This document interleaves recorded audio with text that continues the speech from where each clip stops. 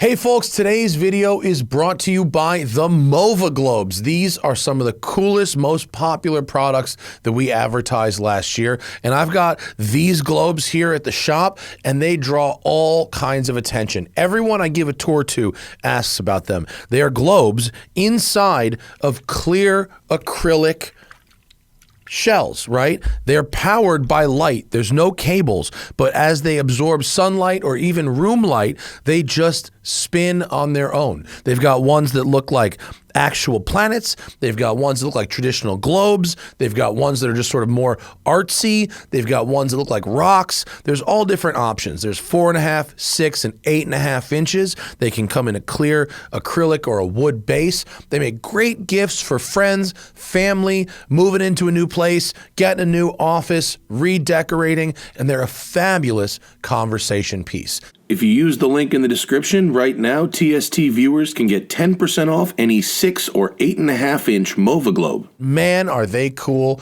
Way cooler than a regular globe. Thank you to Mova Globes for sponsoring today's video, and now enjoy.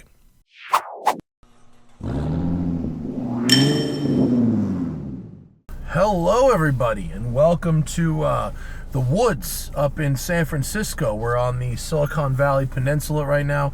Unbelievable stretch of driving roads, and what I'm doing up here in the Audi S3 is I'm scouting the route for the upcoming Road and Track Route to Vine rally, which I am leading. I'm making the route and I'm leading it. So taking the opportunity to review a very cool little car. The Audi S3 is the middle of the road for Audi. There will be an RS3 and there's a lower A3, but as far as MQB platform goes, it's about as sporty as you can get right now in 2022 until we get the new RS3 probably next year or maybe the year after. You can already get it in Europe. So in this video, I'm going to determine how this thing drives, but I'm really going to try to figure out, should you buy one instead of just getting a Golf or a Golf R? Is it worthy of the Audi luxury badge? And ultimately, who is this car for? So the stats are this. It is, like I said, MQB. So underneath, it's Golf architecture.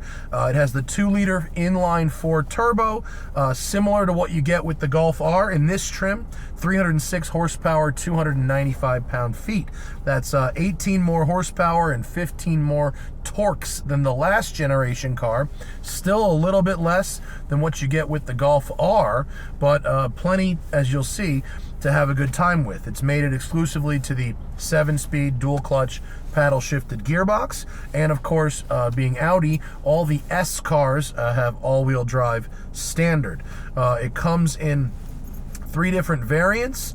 This is the Prestige, the nicest one, and also with the highest price tag. Although the base price is $46,000, this one is basically as expensive as they get, $57,000. It's got all the good tech stuff, also the drive select and the adaptive suspension to really make it adjustable based on what type of driving you're doing at any given time. Not to mention the radar cruise, the LED lights, the virtual cockpit, the bigger screen, all the whiz-bang gizmos. I drove it 400 miles up here from Los Angeles.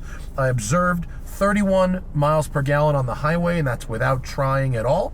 I've also done a couple hundred miles of canyon driving up here, and I've observed 22 miles per gallon in the canyons, which is pretty good, pretty efficient.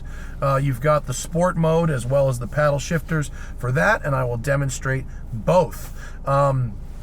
One thing I fell in love with immediately about this car is the front seat room and cockpit. We had the RS5 pretty recently, and I think that from the driver's seat, there's really not a lot of difference in space or comfort from S3 to RS5. And remember, that car was $95,000. This is not even $60,000. So the seats have an optional Napa leather. It's a few $100s, and they're very adjustable with the thigh bolstering extender, as well as a power lumbar and heat which is really nice. 3-zone climate control. The back has its separate zone here, which is pretty cool. And buttons, real buttons for all of the primary controls, which is very nice. The rest of it, we can pretty much talk about while we are driving. So let me put the notebook away. Unfortunately, the roads, being the middle of the day, are a little bit busier than I want them to be. And we're going to go to automatic in the drive select, but then manual gearbox, because as you'll see, the dynamic setting can be a little harsh. Here we go. Electronic parking brake comes off as soon as we go.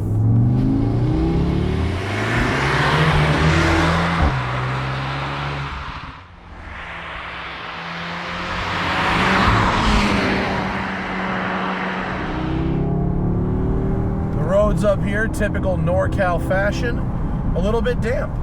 It's a beautiful day with a hint of mist, but the roads are damp, and we've got some Bridgestone sporty but all-season tires on this car. 235s all around on the 19-inch optional wheel. Look at this undulation in this road. It's unbelievable. I love driving up here. Great tarmac. This car has the optional adaptive suspension, and like I said, if you put it into dynamic mode and the harshest suspension setting, it can be a little bumpy. And frankly, that bumpiness doesn't really translate into better handling. The middle setting offers a really nice level of grip with a good amount of absorption. Oh, hello, SVJ. Good amount of absorption for the little bits of imperfection in the tarmac. The power band has really got a meaty mid-range that dies off about 500 RPM before redline. So there's a bit of lag right below like 3,000, and then it dies just a bit up top. So you're talking about 3,000 to 5,500, but it comes on strong. And if you even put it in the sport gearbox setting, it seems to find the meat of that power band effectively. In comfort mode, it can be a little laggy though. It's fine for around town, like comfort gearbox, regular auto as it were. I left it in regular for 2 days for the whole highway road trip. It was fine, but if you want to go quick, use the sport gearbox setting for sure. Keep yourself in the boost. The paddle shifter DSG gearbox has only gotten better. It's smoother and crisper than it's ever been. Very responsive. Seems to know what it's doing and doesn't interrupt the torque really at all when you're changing gears. It's quite lovely. The steering feel, there's 3 settings: comfort, balanced, and then dynamic. Dynamic feels a bit artificially heavy. The middle balanced setting is quite nice. My favorite thing about this car is that it offers a lot of interior space, especially in the front seat. The back seat's fine, you know, for a compact sedan, but really for the front 2 passengers, tons of space, tons of leg room, shoulder room, good visibility, but in a compact package. It does not take up much space on the road. I can maneuver within my lane. It's easy to park. And even for a transverse engine car, has pretty strong turning radius, as we will see shortly when we go back up the hill. But right now, I'm just enjoying the clear traffic. Haven't run up on any cars yet. That is a treat for this middle of the day drive. Oh, there we go, spoke too soon. The exhaust sound, or the intake sound, it's nice and aggressive when you go full throttle, but in the middle, off throttle or partial throttle, not what I'd call inspiring, but it's refined. Doesn't sound sloppy. Doesn't really do much farting on the upshifts, which is good. When you really get some heat into the exhaust, you start to get a bit of a burble when you get off the throttle. little bit of a burble there. Slight burble too, but slight, not bad.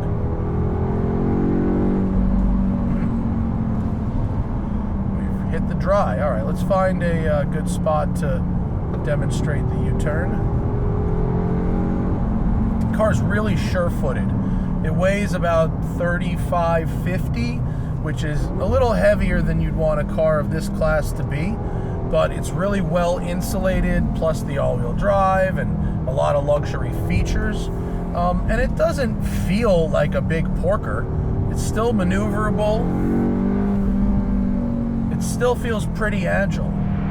And in fact, for the use case, for what I would want this car to do, I'm okay with a little bit of extra heft if it gives me extra refinement. Not found a great U-turn spot yet. Well, this one will do. I'm going to go all the way to the end so I can see my way around the curve. Oop, a little bit of mud. And here we go. Should we do a quick launch? Audi, we'll go to dynamic, and here we go. Left foot brake. No, that's not launch. That's not launch. Traction control off. There we go, launch.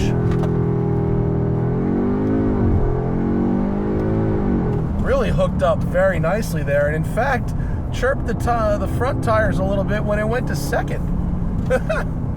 It really got out of the hole pretty good there, though. Audi says 0 to 60 in 4.5, which is more than respectable for this type of vehicle. That would have been considered very, very fast just a few years ago, and I believe it. Throttle response is good once that turbo is spooled up, so as long as you're keeping it between 3,500 and 5,500, right in the meat of it, it's good. We'll go to Sport Auto gearbox. So it'll do its own shifting, and this Ford Escape may hamper the fun a little bit. So we may have to pull off and give ourselves a little break. I'll give myself some room here. Pause video. And we're off. No launch control there, just smash the throttle. And it's pretty laggy. If it doesn't dump it from like $4,000, it's a little lazy off the line, especially if you're used to EVs. But in the Sport Auto mode now, I'm not going to do any shifting. It does an admirable job of keeping it in the right gear. It knows where boost is. Good side bolstering from the seats. I'm not squeezed too tight, but it's holding me in the corners. Nice and composed over that little negative G there. What a fabulous road, huh?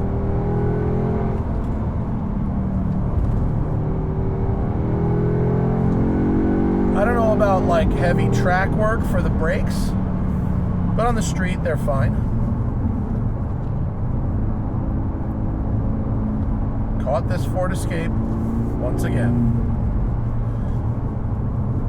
So I'll just demonstrate since we're stuck behind this. We'll go into just comfort mode. So now it's trying to keep the engine down below like 3. And if it keeps it below 3, it's okay to just get around, but we're going uphill right now. So it's definitely keeping it in the sucky part of the power band. Yeah, when it tries to upshift to go to like, 1,200 RPM for just economy cruising mode, to get back out of that mode, to get it to wake back up, there's definitely a delay of game. Like now. Like it has to go down 2 gears to do that. So we'll go back to sport. And as soon as I have a place to wait, I will wait, because I am patient. Went to see Jason Camisa this morning, and he was very critical of this interior. He said, quote, "They're trying to do a Lambo thing, but it looks cheap." I'm going to be a little more charitable than Jason. I don't think it looks that cheap. I think if you start touching stuff, it's not all super supple leather. Okay, the seats are super supple leather, and that's what you paid for with the Napa seat upgrade. The steering wheel is very nice leather.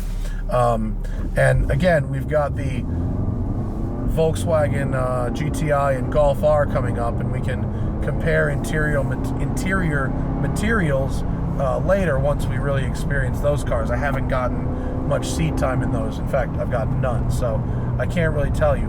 But I can tell you that the seats and seating position befit a car that sells in the $50,000 range. And they do. They're nice. It's roomy, it's comfy. It's the right size inside and the right size outside. It's a good combination of those two things. If you could get a super extended leather package that would add another $2,000 or $3,000 to the price of the car, and you get more leather on the door uppers and stuff like that, would that be even nicer? Yeah, maybe. And maybe with the RS3 you will. But, and I will end my video where I started it, with 3 important questions that we can answer. Hopefully without driving into the mud. Ooh, oh boy. Okay, question 1. Is it a real Audi? Absolutely. They've taken the platform and improved it from last year. The all-wheel drive system is very, like I said, sure-footed. The gearbox is very responsive. It's really good in the wet. It's got a lot of grip in the wet, a lot of confidence in the wet, and that's what I want from an Audi. Plus, it has a nice bit of design, has great technology, and Jason Camisas, feel free to disagree. The technology you get from the regular touchscreen to the virtual cockpit, that stuff all is basically the same as you get in Audis that are a lot more expensive. It certainly, from that perspective, feels like an Audi. From the driver's seat here, it feels like an Audi. Who's it for? It's for someone who lives in the city, or someone who lives on a windy or tight road, or drives on windy or tight roads. Like, honestly, this thing is more fun to drive on this road than the RS5 or the RS7, both of which are substantially more expensive than this. And they're bigger, yes, but they're not really that much more fun or agile. So, and is it better than the Golf? We will have to wait and see, because the Golf and especially the Golf R could be dynamically great. From what I know from the MMI, it's worth it to not have Volkswagen's awful new MMI, so you could get this and really kind of feel, from the things you touch and the things you use, to feel like you're driving an Audi. I like how it looks. Some people don't. I happen to like how it looks. I think the use of space is excellent. And overall, I think if you get not necessarily the highest, most expensive one, but the middle one for like 55 grand, you actually do get quite a bit of car. There's real buttons for the things that should have real buttons. The CarPlay integration is great. The USB ports are plentiful. The climate control works great. The heat works great. I did have a hiccup where the radar cruise control stopped working for about an hour. Gave me an error code, stopped working, and then it fixed itself. It came back. Does that mean there's an issue with every car sold? No. It might have just been a software hiccup. I'm not really sure what happened. I don't have a great explanation. The people at Audi told me to unplug the battery for 20 minutes and put it back on to do a hard restart, but I didn't even have to do that. It fixed itself. That's the only real hiccup I've had with the car. The rest of my 800 miles I've driven so far in this car have actually been quite good, and I've really enjoyed driving it. It's offered a lot of fun and a lot of comfort, and a lot of fuel economy and practicality for the money. So I think they've done a nice job here. So, well done. Thank you, Audi, for letting me have a go. Thank you to you guys for watching, and I'll see you later. And remember, always fight your tickets. Use code TST10 on the Off the Record app available in the Android and iOS store, or go to offtherecord.com/TST.